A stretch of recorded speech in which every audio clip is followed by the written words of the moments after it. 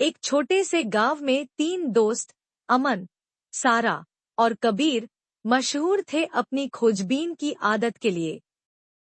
एक दिन गांव के पास के पुराने कुएं के पास उन्हें एक धूल से ढका हुआ, जंग लगा दिया हुआ दिया मिला।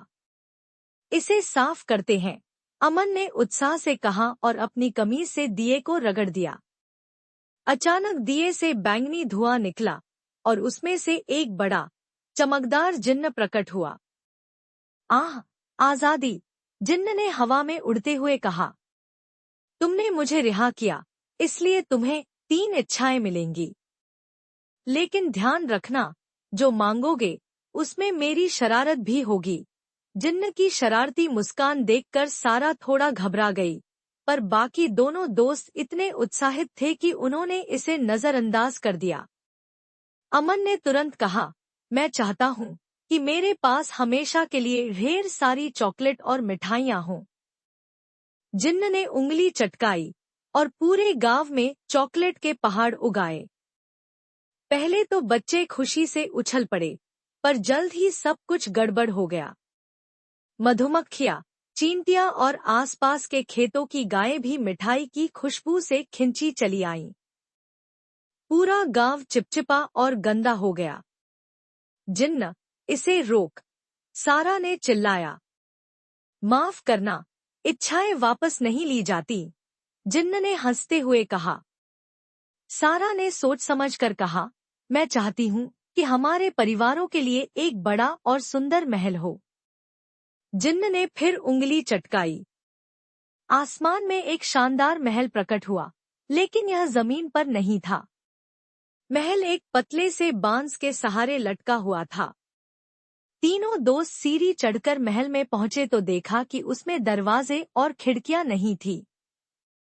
अब वे फंस चुके थे और उनके परिवार नीचे खड़े होकर उन्हें देख रहे थे। ये जिन्न बहुत चालाक है, कबीर ने गुस्से से कहा। जिन्न बादलों पर आराम से लेटा हुआ बोला, तुमने महल मांगा था तो मैंने दे दिया। यह मत कहो कि इसे कहाँ रखना है। तीनों दोस्त परेशान हो गए और समझ गए कि उन्हें बहुत सोच समझकर अगली इच्छा मांगनी होगी। कबीर ने कहा, हमें इसे समझदारी से निपटना होगा। उसने जिन्न से कहा, हम चाहते हैं कि तुम जो कुछ भी किया है उसे पहले जैसा कर दो और खुद वापस दिए में चले जाओ। जिन्न ने एक पल के लिए सोचा और अपनी आंखें मिचमिचाईं।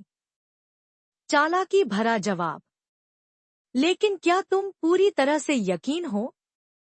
हाँ, तीनों ने जोर से कहा। जिन्न ने एक भारी सांस ली और आखिरी बार उंगली चटकाई। चॉकलेट गायब हो गई, महल भी अदृश्य हो गया और सब कुछ पहले जैसा हो गया। दिया जमीन पर गिरा और जिन्न वापस उसमें बंद हो गया। तीनों ने दिए को कुएं के पास जमीन में गहराई से गाड़ दिया ताकि कोई और इसे खोल न सके। अमन ने कहा, यह मेरी जिंदगी का सबसे पागल कर देने वाला दिन था। सारा ने सिर हिलाया। एक बात तो पक्की है, हमें अपनी इच्छाओं के बारे में सोच समझकर निर्णय लेना चाहिए। कबीर ने मुस्कुराते हुए कहा, और किसी शरारती जिन्न पर भरोसा कभी नहीं करना चाहिए।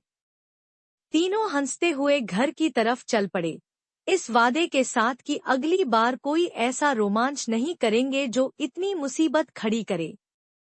कहानी की सीख, सोच समझकर इच्छाएं मांगे, क्योंकि लालच और जल्दबाजी अक्सर परेशानी का कारण बनती है।